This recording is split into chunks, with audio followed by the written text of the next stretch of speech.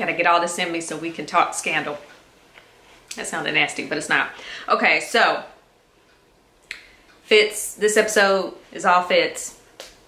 And pretty much like his first 100 days out of the White House. So he's headed to his home in Vermont, and there's some people standing outside. They're excited to see like his caravan or whatever, and they're holding up signs and cheering and stuff. And one of the people has a sign that says like, "Where is Liv?" and hashtag Olitz. I think that's how you say it, with like his name and her name combined. So they're all about, you know, this Liv and Fitz thing. Because if you remember last season when he left the White House, she ran out on the grass and kissed him in front of the whole world basically. And then it's like, what the hell happened after that? And nobody really knows. I mean, you kind of find out this episode. So those political TV shows that they often feature throughout the episodes are talking about that kiss, and they're like, oh, so is Liv going to be in the White House? What's happening with Fitz and Liv? And da-da-da-da. So that's kind of like one of the big questions throughout the episode as to what's happened now that they've had this very public kiss that's now on TV, on newspapers, in newspapers, etc. So Fitz gets to his house in Vermont, and he has all these people who are basically there to like cater to him and, you know, aides and whatever else. And he's just like, nah, I don't need all that. So he fires them all. And he says he's going to do what no other president has done since they left the White House, and that entails driving for himself. So he takes himself to the grocery store and he's buying groceries, and his card gets declined because he hasn't activated his card. So it was kind of cute to kind of see him back in civilization, trying to live his life like a normal person and clearly not having a lot of luck at it. So Fitz calls him Marcus, who's in Cuba living it up. So that's where he's been all this time, I guess.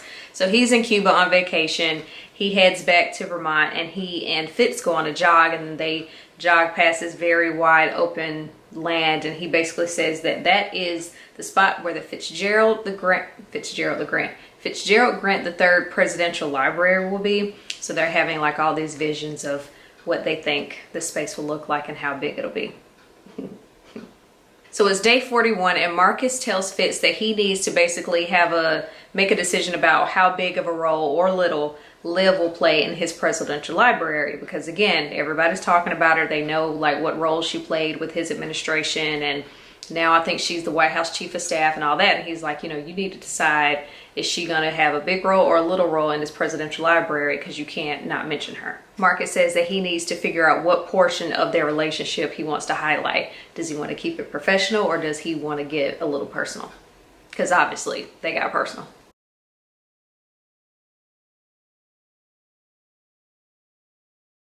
Meanwhile, there's a student who is protesting a monument that's been erected for a dude who owned slaves and whatever.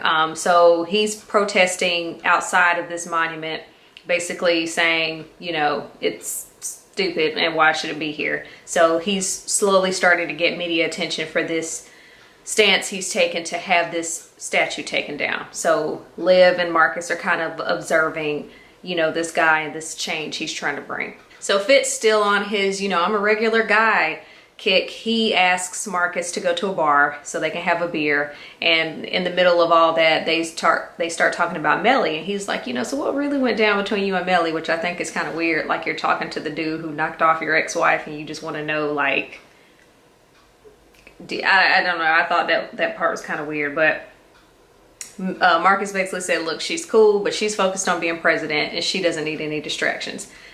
But meanwhile, he don't know that Melly does need her itches scratched, but that's a totally different whatever. So he's just like, she's president, I am who I am, it is what it is, it's done. So now it's day 74 and Fitz's non-presidentness. And the dude who was doing the protesting, who had like such a big audience and all this attention, is starting to lose it because it's getting cold and people just aren't about that protesting out in the cold life. And Marcus feeling for the dude because he's another brother, and because, you know, Marcus was that dude who was always, you know, standing up for what he believed in. He's like, hey, Fitz, we should get involved. And Fitz is like, nah. So Fitz and Marcus go to a dinner party or whatever. I don't really know who those guys were. But Fitz is there putting on a show for them. I don't know if he's trying to get money or trying to get them to donate. So I'm not sure. But Fitz is there putting on a show for them, telling them these stories that Marcus has heard over and over, to the point where he can pretty much quote and figure out what Fitz is going to say. So the dinner's over and they're having like after dinner cigars or whatever. And so it's Fitz, some other dude, and Marcus. And the other dude is like, oh yeah, these are really good cigars.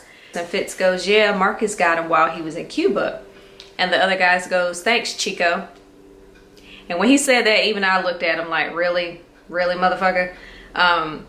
And for those who don't know, Chico is another word for, Chico means boy in Spanish. And we all know the meaning behind white men calling black men boys. And it didn't sit well with me, nor did it sit well with Marcus. So then like Fitz kind of, I don't know if he realized, but he was like, yeah, so can you go get us some more scotch or whatever it is they were drinking? And Marcus is like, get it yourself. And I was like, go ahead now, because I don't know, I didn't like that whole boy comment. And then the whatever, Fitz just kind of seemed to be treating Marcus, in my opinion, like the help, and Marcus wasn't about that life, and I appreciated that. So later that night, Fitz and Marcus get into it because Marcus basically thinks Fitz is elitist and out of touch, which he is. And then Fitz says Marcus is like basically an angry black man. And they get into it because Marcus basically says that Olivia held you up. You know, she got you elected. She, you know, did all this for your life. And, you know, he wants to basically make people think that he did it by himself, when he was like, it was really a black woman that held you up. That's what people like him like to do to black women or something like that. So he just kind of didn't appreciate how he was like downplaying Liv's role in his success. And he was like, that's what people like you do to black women.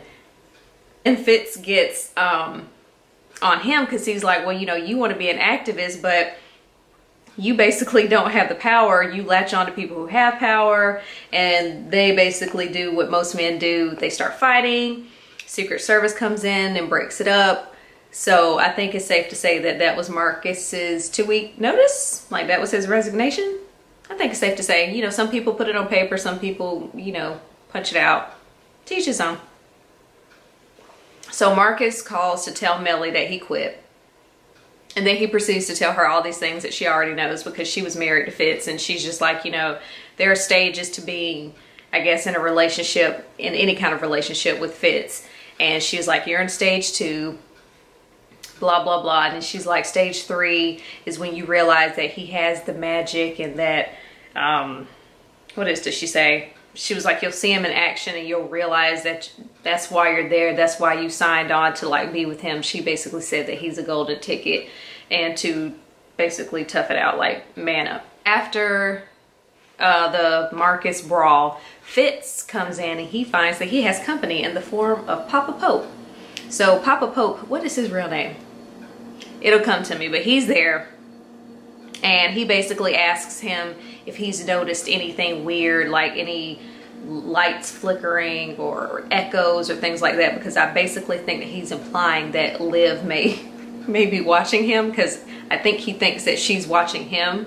So, you know, he's just like, Liv's V613, she's running it, and we basically need to kind of jump in there because we're going to lose her. So Papa Pope kind of sounds like he's losing it a little bit. He's like, you know, this is my child, I know her, and you know, she's getting lost in the sauce, and we gotta save her. Oh, and during also that little rant Papa Pope went on, he also mentions, it's not funny, he mentions that Liv killed Luna Vargas, and Fitz, he doesn't believe it, but we all know it's true. Now that Marcus and Fitz have both had time to cool off, Marcus goes back to Fitz's house in Vermont, where he's sitting on the porch having a moment. He has a gun in his hand that his father gave to him. And apparently at some point seasons ago, Cyrus told him that he was going to use that very gun to kill himself. And Marcus is like, well, are you? And Fitz says no. So they have like a bonding moment. They kiss and make up.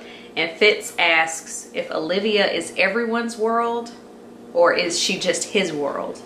And Marcus doesn't say anything. So I don't recall them actually apologizing to each other, but I think like that was just their way of being like, you know, my bad. We good?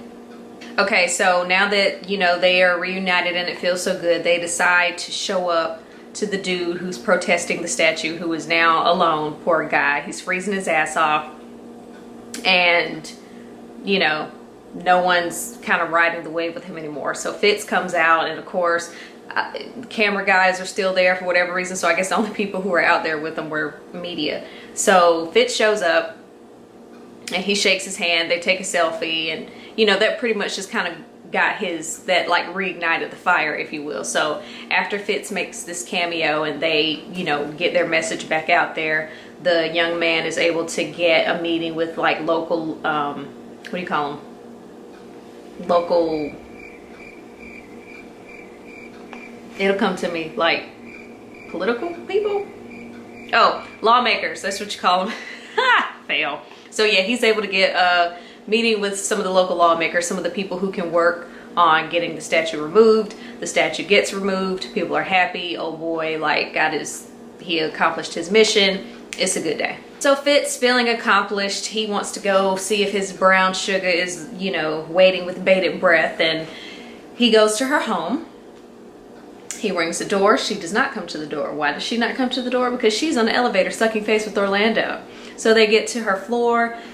They're clearly still in the elevator making out. She turns around, sees him, and he hits her with the hi. And that's how the episode ends. So basically it just recaps how Fitz spent his first 100 days not being president. So I am very excited to see what's going to happen now that they are face to face.